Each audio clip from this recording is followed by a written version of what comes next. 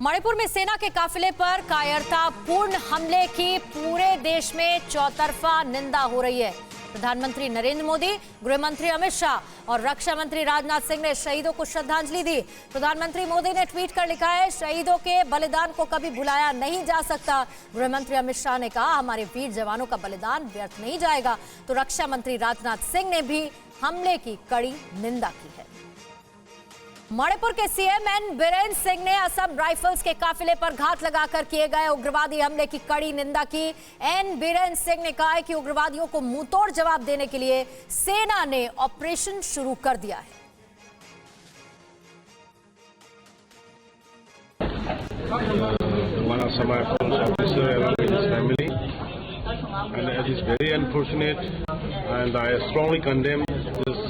This type of cowardly act. He was traveling along with his family, the Assam Rifles. So this type of act is strongly condemned, and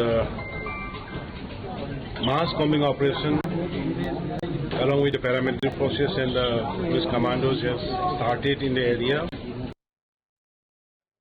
तो मणिपुर को उग्रवादियों ने एक बार फिर रक्त रंजित कर दिया है। हैरान करने वाली बात यह है कि इस बार निशाने पर सिर्फ सुरक्षा बल नहीं थे, बल्कि सुरक्षा बलों के परिवार वाले भी थे।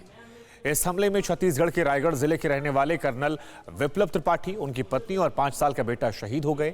और उग्रवादियों के इस कायराना करतूत के बाद मणिपुर में जारी शांति वार्ता पर ग्रहण लग गया।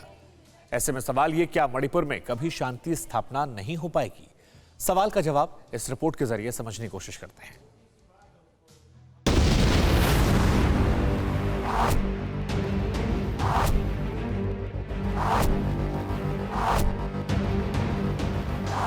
मणिपुर में उग्रवादी संगठन से केंद्र सरकार की शांति वार्ता के बीच फिर वही खूनी संघर्ष। लेकिन इस बार उग्रवादियों का यह हमला सामान्य नहीं है, क्योंकि एक तरफ सरकार की शांति स्थापित करने की कोशिश को रक्त रंजित किया गया है, तो वहीं दूसरी तरफ उग्रवादियों ने सिर्फ सुरक्षा बलों को नहीं, बल्कि उनके परिवार को भी टारगेट किया है। ऐसा पहले कभी नहीं हुआ कि उग्रवादी संगठन ने सुरक्षा बलों के परिवार को निशाना बनाया, लेकिन मणिपुर के चुराचांदपुर एरिया में ऐसा हो गया। उग्रवादियों ने असम राइफल्स के काफिले को टारगेट पर किया। कमांडिंग ऑफिसर कर्नल विप्लव त्रिपाठी पर गोलियां चली। कर्नल विप्लव त्रिपाठी, उनके बेटे और पत्नी की मौत हो गई। उग्रवादियों के हमले में 4 सैनिक शहीद हुए और 4 जख्मी हैं। हालांकि इस हमले की जिम्मेदारी किसी भी उग्रवादी संगठन ने नहीं ली है, लेकिन माना जा रहा है कि इस हमले में पीएलए का मैथाई ग्रुप शामिल हो सकता है, क्योंकि जिस इलाके में हमला हुआ वो कुकी बहुल है। इसके अलावा मैथाई ग्रुप के शामिल होने के पीछे एक तर्क यह भी है कि इस वक्त केंद्र सरकार उग्रवादी संगठनों के साथ शांति वार्ता कर रही है, लेकिन इस वार्ता में मैथाई ग्रुप के उग्रवादियों ने हिस्सा नहीं लिया है। ठीक ऐसे ही पीएलए भी इसका हिस्सा नहीं है, इसलिए शक की सुई इन्हीं उग्रवादी संगठनों पर है और हर शहादत की कीमत उग्रवादियों को चुकानी होगी, जिसका इशारा पीएम मोदी ने खुद किया है। प्रधानमंत्री मोदी ने ट्वीट पर लिखा कि मणिपुर में असम राइफल्स के काफिले पर हमले की कड़ी निंदा करता हूं। मैं उन सैनिकों और परिवार के सदस्यों को श्रद्धांजलि देता हूं जो शहीद हुए। उनके बलिदान को कभी भुलाया नहीं जा सकेगा।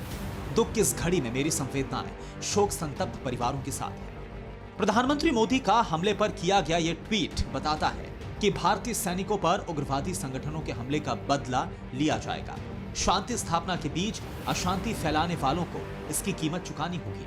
म्यांमार की बॉर्डर उग्रवादियों की ढाल नहीं बन सकेगी। इस हमले में सबसे ज्यादा हैरान करने वाली बात है कर्नल विप्लव त्रिपाठी के परिवार को टारगेट करना। छत्तीसगढ़ के रायगढ़ जिले के रहने वाले कर्नल त्रिपाठी अपनी पत्नी अनुजा और 5 साल के बेटे अबीर के साथ काफिले के बीच की गाड़ी में थे, लेकिन पहली गाड़ी को उग्रवादियों ने ब्लास्ट करके उड़ा दिया और फिर उनकी गाड़ी पर गोली और मोटार दागे गए।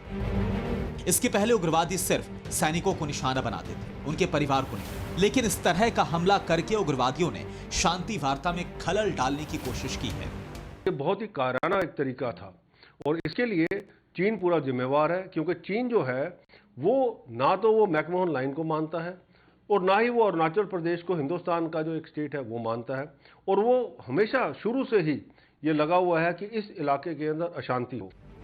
इधर छत्तीसगढ़ में शहीद परिवार की अंत्येष्टि की तैयारी शुरू हो चुकी है। सेना के विशेष विमान से पार्थिव शरीर रायगढ़ लाए जा रहे हैं।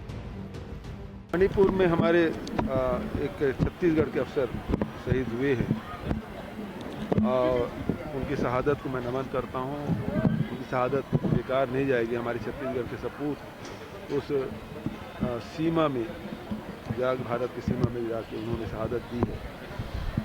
मैं उनके परिवार के प्रति संवेदना व्यक्त करता हूं और हमें गर्व है ऐसे सपूत छत्तीसगढ़ महातारी की कोख से जन्म लिया। मणिपुर में हुए इस हमले ने सुरक्षा बलों को और ज्यादा चौकन्ना कर दिया है।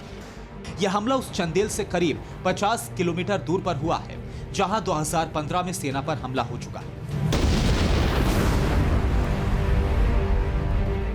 और माना जा रहा है कि यह हमला भी उग्रवादियों पर कसे जा रहे शिकंजे का नतीजा है। Bureau report, TV9 Bharatvarsh. अड़ी सोमवार से शुक्रवार शाम 6 बजे सिर्फ TV9 भारतवर्ष पर।